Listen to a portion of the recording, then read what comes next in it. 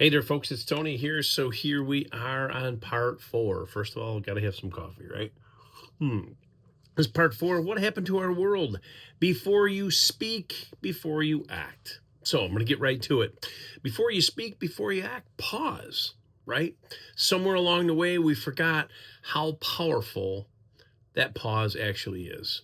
We live in a world that reacts instantly. We respond before we reflect.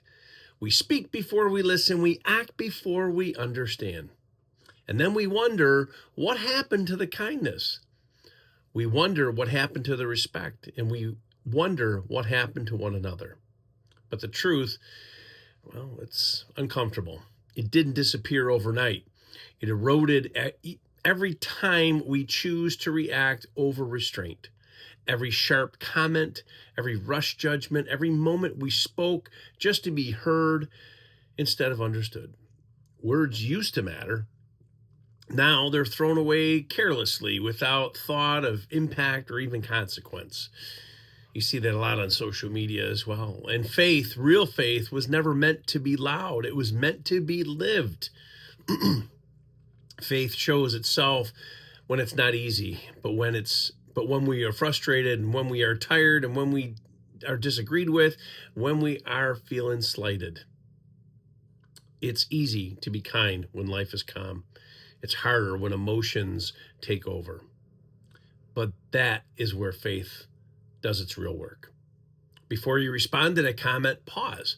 Before you raise your voice, pause. Before you pass judgment onto someone that you don't even know, pause. Because silence, even for a moment, can prevent damaged words that we can never undo. We don't need more opinions. We don't need louder voices. We don't need to win the conversation.